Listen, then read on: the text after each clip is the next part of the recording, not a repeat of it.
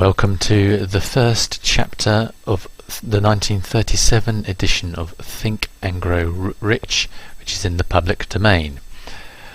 This is a recording to build the online YouTube mastermind group. For more details, see the description. Chapter 1, Introduction. This is also known in various other revised editions edited by different people as The Power of Thought or Thoughts Are Things. Chapter 1, Introduction. The man who thought his way into partnership with Thomas A. Edison. Truly, thoughts are things, and powerful things at that, when they are mixed with definiteness of purpose, persistence, and a burning desire for their translation into riches or other material objects. A little more than 30 years ago, Edwin C. Barnes discovered how true it is that men really do think and grow rich. His discovery did not come about at one sitting. It came little by little, beginning with a burning desire to become a business associate of the great Edison. One of the chief characteristics of Barnes' desire was that it was definite. He wanted to work with Edison, not for him. Observe carefully the description of how he went about translating his desire into reality, and you will have a better understanding of the 13 principles which lead to riches. When this desire, or impulse of thought, first flashed into his mind, he was in no position to act upon it. Two difficulties stood in his way. He did not know Mr. Edison, and he did not have enough money to pay his railroad fare to Orange, New Jersey. These difficulties were sufficient to have discouraged the majority of men from making any attempt to carry out the desire. But his was no ordinary desire. He was so determined to find a way to carry out his desire that he finally decided to travel by blind baggage rather than be defeated. To the uninitiated, this means that he went to East Orange on a freight train. He presented himself at Mr. Edison's laboratory and announced he had come to go into business with the inventor. In speaking of the first meeting between Barnes and Edison years later, Mr. Edison said, "He stood there before me, looking like an ordinary tramp, but there was something in the expression of his face which conveyed the impression that he was determined to get what he had come after. I learned from years of experience with men that when a man really desires a thing so deeply that he is willing to shake his entire future on a single turn of the wheel in order to get it, he is sure to win. I gave him the opportunity he asked for because I saw he had made up his mind to stand by until he succeeded." Subsequent events proved that no mistake was made. Just what young Barnes said to Mr. Edison on that occasion was far less important than that which he thought. Edison himself said so. It could not have been the young man's appearance which got him his start in the Edison office, for that was definitely against him. It was what he thought that counted. If the significance of this statement could be conveyed to every person who reads it, there would be no need for the remainder of this book. Barnes did not get his partnership with Edison on his first interview. He did get a chance to work with Edison in the offices at a very nominal wage, doing work that was unimportant to Edison, but most important to Barnes because it gave him an opportunity to display his merchandise where his intended partner could see it. Months went by. Apparently nothing happened to bring the coveted goal which Barnes had set up in his mind as his definite major purpose. But something important was happening in Barnes' mind. He was constantly intensifying his desire to become the business associate of Edison. Psychologists have correctly said that when one is truly ready for a thing, it puts in its appearance. Barnes was ready for a business association with Edison. Moreover, he was determined to remain ready until he got that which he was seeking. He did not say to himself, "Ah well, what's the use? I guess I'll change my mind and try for a salesman's job." But he did say, "I came here to go into business with Edison, and I'll accomplish this end if it takes the remainder of my life." He meant it. What a different story men would have to tell if only they would adopt a definite purpose and stand by that purpose until it had time to become an all-consuming obsession. Maybe young Barnes did not know it at the time, but his bulldog determination, his persistence in standing back of a single desire, was destined to mow down all opposition and bring him the opportunity he was seeking. When the opportunity came, it appeared in a different form, and from a different direction than Barnes had expected. That is one of the tricks of opportunity. It has a sly habit of slipping in by the back door, and often it comes disguised in the form of misfortune or temporary defeat. Perhaps this is why so many fail to recognize opportunity.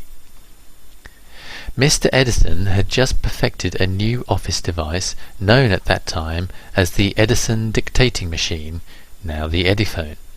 His salesmen were not enthusiastic over the machine. They did not believe it could be sold without great effort. Barnes saw his opportunity. He had crawled in quietly, hidden in a queer-looking machine which interested no one but Barnes and the inventor. Barnes knew he could sell the Edison dictating machine. He suggested this to Edison and promptly got his chance. He did sell the machine. In fact, he sold it so successfully that Edison gave him a contract to distribute and market it all over the nation. Out of that business association grew the slogan, "Made by Edison and installed by Barnes." The business alliance had been in operation for more than 30 years. Out of it, Barnes has made himself rich in money, but he has done something infinitely greater. He has proved that one really may say, "Think and grow rich." How much actual cash that original desire of Barnes has been worth to him, I have no way of knowing. Perhaps it has bought him $2 or $3 million, but the amount, whatever it is, becomes insignificant when compared with the greater asset he acquired in the form of definite knowledge that an intangible impulse of thought can be transmuted into its physical counterpart by the application of known principles. Barnes literally thought himself into a partnership with the great Edison. He thought himself into a fortune. He had nothing to start with except the capacity to know what he wanted and the determination to stand by that desire until he realized it. He had no money to begin with. He had but little education. He had no influence, but he did have initiative, faith, and the will to win. With these intangible forces he made himself #1 man with the greatest inventor who had ever lived. Now let us look at a different situation and study a man who had plenty of tangible evidence of riches, but lost it because he stopped 3 feet short of the goal he was seeking. 3 feet from gold. One of the most common causes of failure is the habit of quitting when one is overtaken by temporary defeat. Every person is guilty of this mistake at one time or another. An uncle of R.U. Darby was caught by the gold fever in the gold rush days, and went west to dig and grow rich. He had never heard that more gold has been mined from the brains of men than has ever been taken from the earth. He staked a claim and went to work with pick and shovel. The going was hard, but his lust for gold was definite. After weeks of labour he was rewarded by the discovery of the shining ore. He needed machinery to bring the ore to the surface. Quietly he covered up the mine, retraced his footsteps to his home in Williamsburg, Maryland, told his relatives and a few neighbours of the strike. They got together money for the needed machinery, had it shipped. The uncle and Darby went back to work the mine. The first car of ore was mined and shipped to a smelter. The returns proved that they had one of the richest mines in Colorado. A few more cars of that ore would clear the depths. Then would come the big killing in profits. Down went the drills. Up went the hopes of Darby and Uncle. Then something happened. The vein of gold ore disappeared. They had come to the end of the rainbow, and the pot of gold was no longer there. They drilled on, desperately trying to pick up the vein, all to no avail. Finally, they decided to quit. They sold the machinery to a junkman for a few $100s and took the train back home. Some junkmen are dumb, but not this one. He called in a mining engineer to look at the mine and do a little calculating. The engineer advised that the project had failed because the owners were not familiar with fault lines. His calculations showed that the vein would be found just 3 feet from where the Darbys had stopped drilling. That is exactly where it was found. The junk man took millions of dollars in ore from the mine because he knew enough to seek expert counsel before giving up. Most of the money which went into the machinery was procured through the efforts of R.U. Darby, who was then a very young man. The money came from his relatives and neighbours because of their faith in him. He paid back every dollar of it, although he was years in doing so. Long afterward, Mr. Darby recouped his loss many times over when he made the discovery that desire can be just transmuted into gold. The discovery came after he went into the business of selling life insurance. Remembering that he lost a huge fortune because he stopped 3 feet from gold, Darby profited by the experience in his chosen work by the simple method of saying to himself, "I stopped 3 feet from gold, but I will never stop because men say no when I ask them to buy insurance." Darby is one of a small group of fewer than 50 men who sell more than $1 million in life insurance annually. He owes his stickability to the lesson he learned from his quitability in the gold mining business. Before success comes in any man's life, he is sure to meet with much temporary defeat, and perhaps some failure.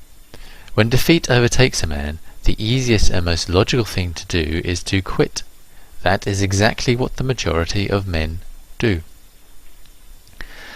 More than 500 of the most successful men this country has ever known told the author their greatest success came from just one step beyond the point at which defeat had overtaken them. Failure is a trickster with a keen sense of irony and cunning. It takes great delight in tripping one when success is almost within reach. A 50-cent lesson in persistence.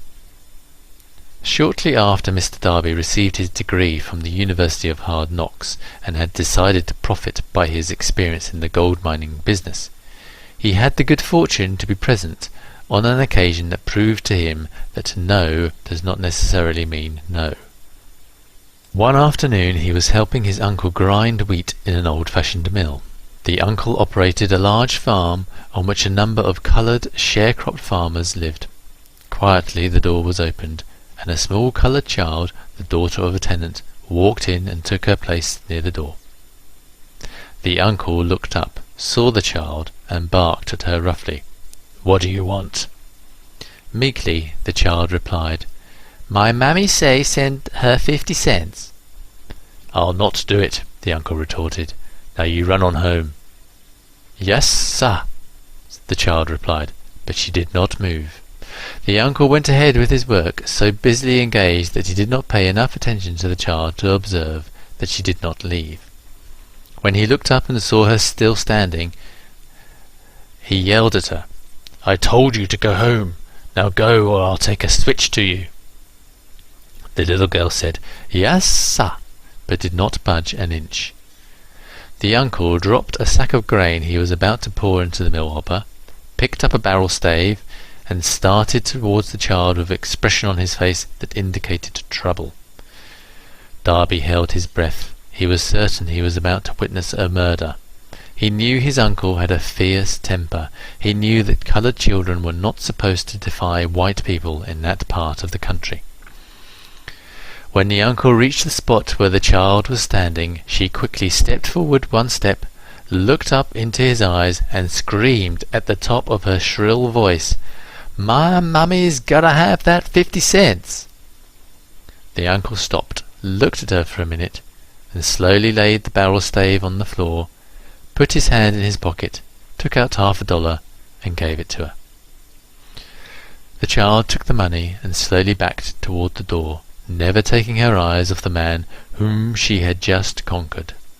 After she had gone, the uncle sat down on a box and looked out with awe out the window into space for more than 10 minutes. He was pondering with awe over the whipping he had just taken. Mr. Darby, too, was doing some thinking. That was the first time in all his experience that he had seen a coloured child deliberately master an adult white person. How did she do it? What happened to his uncle that caused him to lose his fierceness and become as docile as a lamb? What strange power did this child use that made her master over her superior? These and other similar questions flashed into Darby's mind, but he did not find the answer until years later when he told me the story.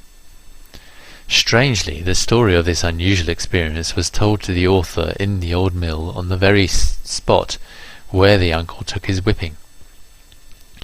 Strangely, too, I had devoted nearly a quarter of a century to the study of the power which enabled an ignorant, illiterate, coloured child to conquer an intelligent man. As we stood there in that musty old mill, Mr. Darby repeated the story of the unusual conquest, and finished by asking, "What can you make of it? What strange power did that child use that so completely whipped my uncle?" The answer to his question will be found in the principles described in this book. The answer is full and complete. It contains details and instructions sufficient to enable anyone to understand and apply the same force which the little child accidentally stumbled upon. Keep your mind alert, and you will observe exactly what strange power came to the rescue of the child. You will catch a glimpse of this power in the next chapter. Somewhere in the book you will find an idea that will quicken your receptive powers and place at your command for your own benefit this same irresistible power. The awareness of this power may come to you in the first chapter, or it may flash into your mind in some subsequent chapter. It may come in the form of a single idea, or it may come in the nature of a plan or a purpose. Again, it may cause you to go back into your past experiences of failure or defeat, and bring to the surface some lesson by which you can regain all that you lost through defeat.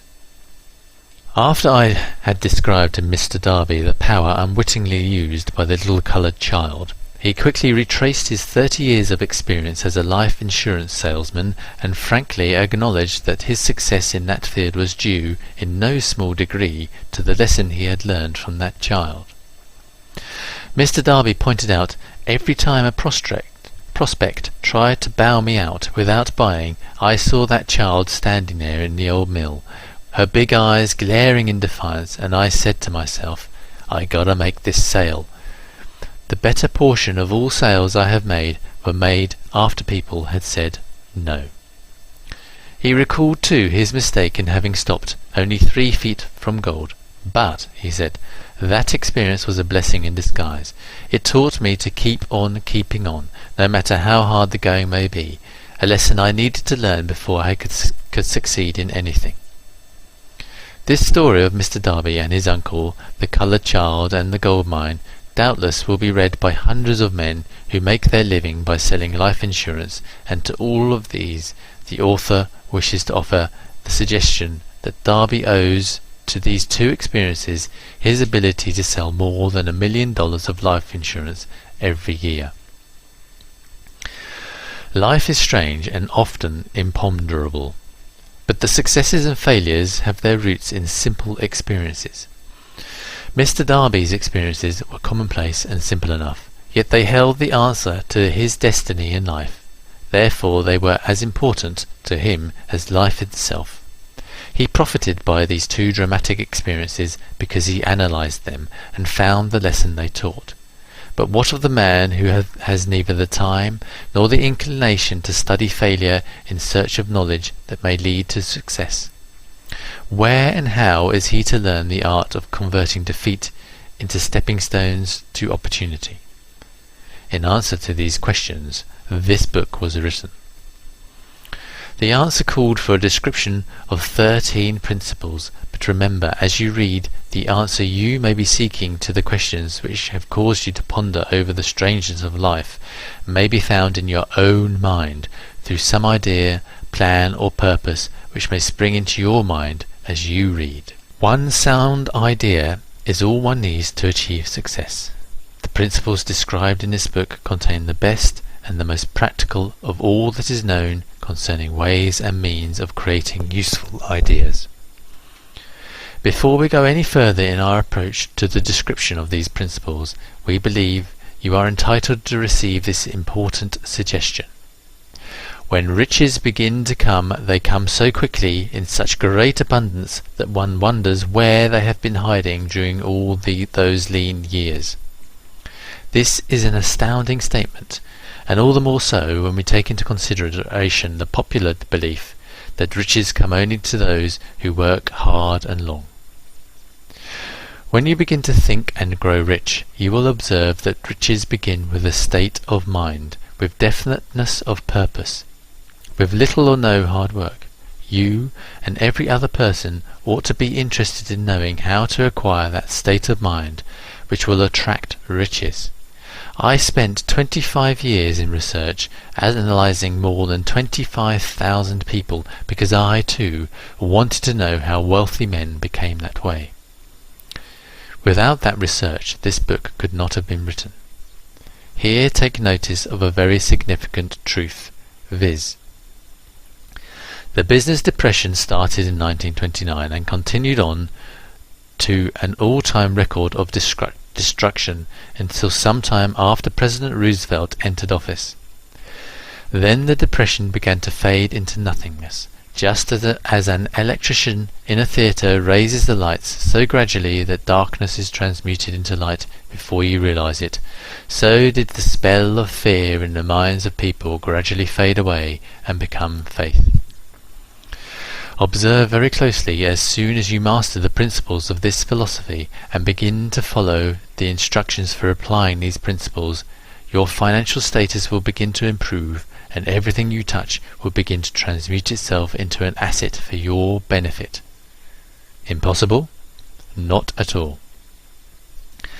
One of the main weaknesses of mankind is the average man's familiarity with the word impossible.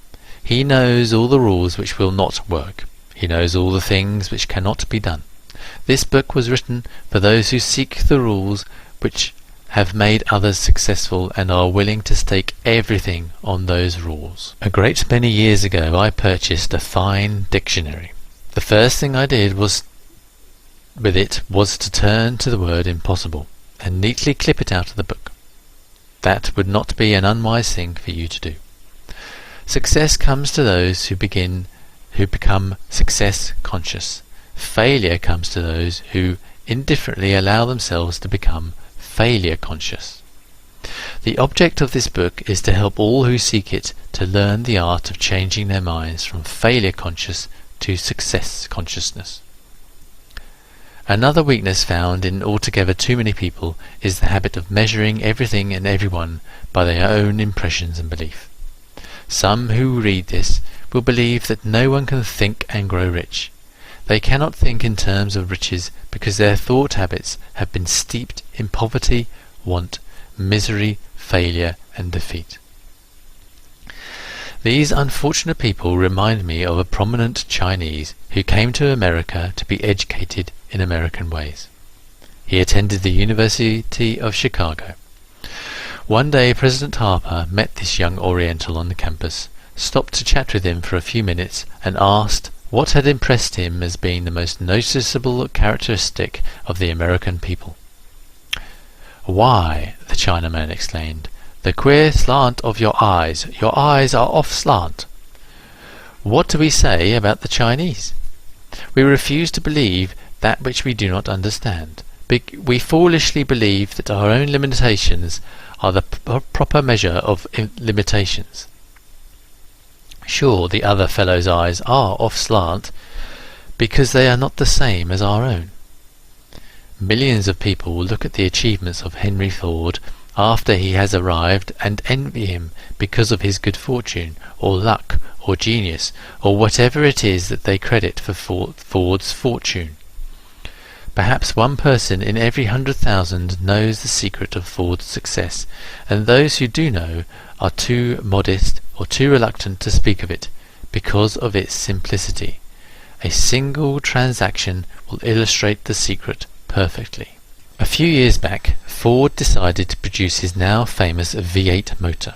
He chose to build an engine with the entire 8 cylinders cast in one block and instructed his engineers to produce a design for the engine.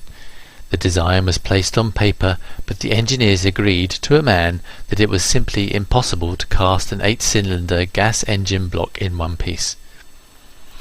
Ford said, "Produce it anyway." But they replied, "It's impossible." "Go ahead," Ford commanded, "and stay on the job until you succeed, no matter how much time is required."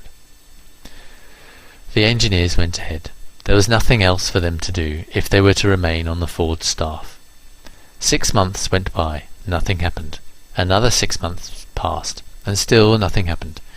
The engineers tried every conceivable plan to carry out the orders, but the thing seemed out of the question. Impossible. At the end of the year, Ford checked with his engineers, and again they informed him they had found no way to carry out his orders. "Go right ahead," said Ford. "I want it, and I'll have it." They went ahead, and then, as if by a stroke of magic, the secret was discovered. The Ford determination had won once more. This story may not be described with minute accuracy, but the sum and substance of it is correct. Deduce from it, you who wish to think and grow rich, the secret of the Ford millions, if you can. You'll not have to look very far. Henry Ford is a success because he understands and applies the principles of success. One of these is desire, knowing what one wants. Remember this Ford story as you read, and pick out the lines in which the secret of his stupendous achievement have been described. If you can do this, if you can lay your finger on the particular group of principles which made Henry Ford rich, you can equal his achievements in almost any calling for which you are suited. You are the master of your fate, the captain of your soul, because when Henley wrote the prophetic lines, "I am the master of my fate, I am the captain of my soul," he should have informed us that we are the masters of our fate, the captains of our soul, because we have the power to control our thoughts. He should have told us that the ether in which this little earth floats, in which we move and have our being, is a form of energy moving at an inconceivably high rate of vibration, and that the ether is filled with a form of universal power which adapts itself to the nature of thoughts we hold in our minds, and influences us in natural ways to transmute our thoughts into their physical equivalent. If the poet had told us of this great truth, we would know why it is that we are masters of our fate, the captains of our souls. He should have told us with great emphasis that this power makes no attempt to discriminate between destructive thoughts and constructive thoughts, and that it will urge us to translate into physical reality thoughts of poverty, just as quickly as it will influence us to act upon thoughts of riches.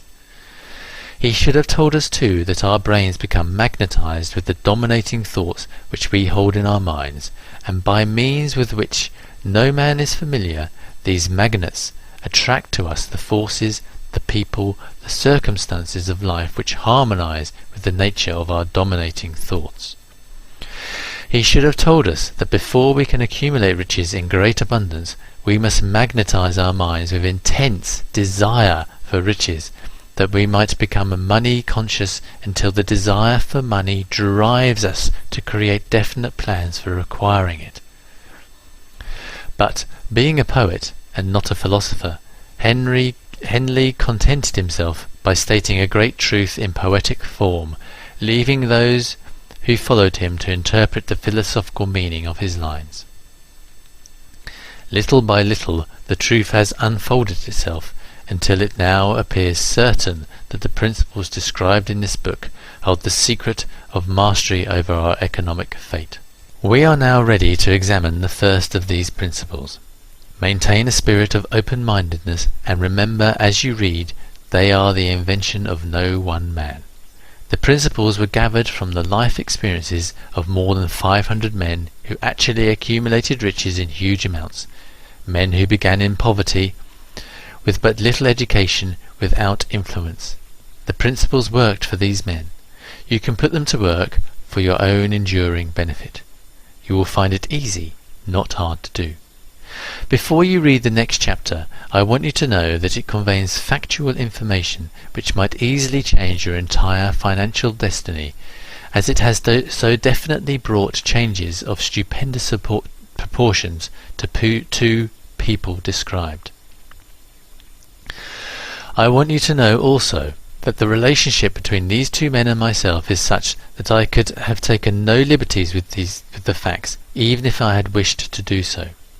One of them has been my closest personal friend for almost 25 years, the other is my own son.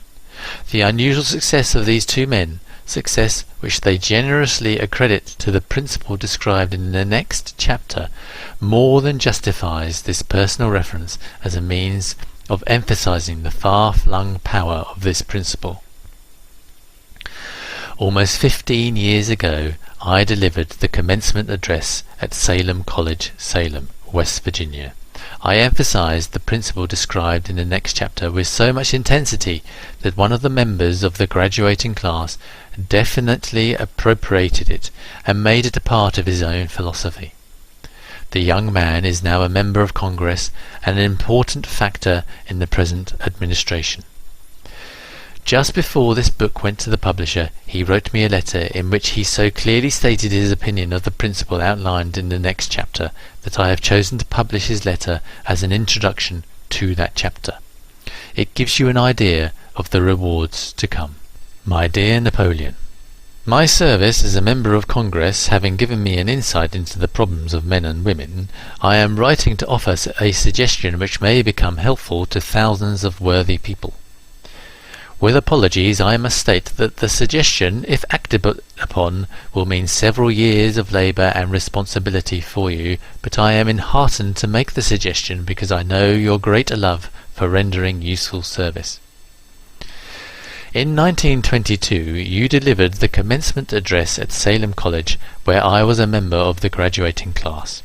In that address you planted in my mind an idea which has been responsible for the opportunity I now have to serve the people of my state, and will be responsible in a very large measure for whatever success I may have in the future.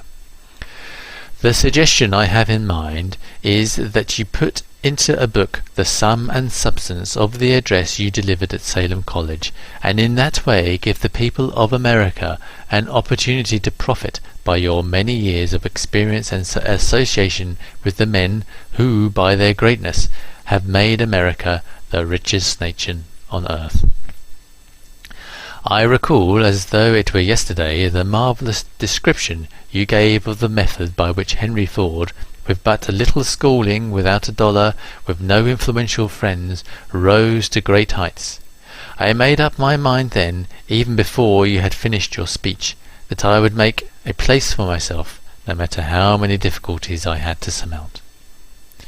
Thousands of young people will finish their schooling this year, and within the next few years.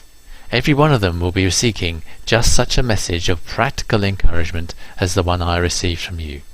They will want to know where to turn, what to do to get started in life.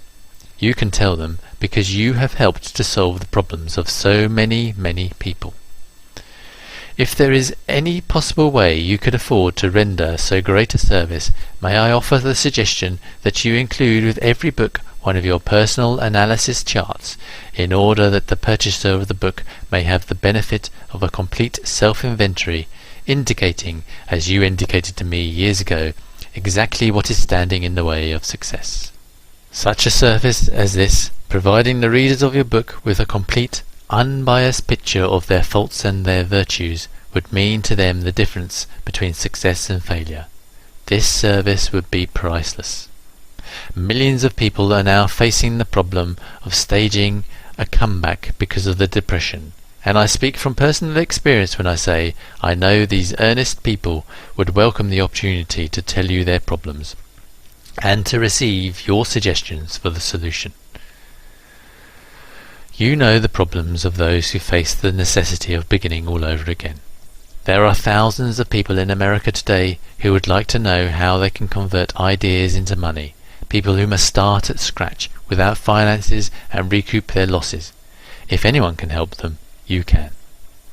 If you publish the book, I would like to own the first copy that comes from the press, personally autographed by you. With best wishes, believe me, cordially yours, Jennings Randolph. End of chapter. Thanks for listening.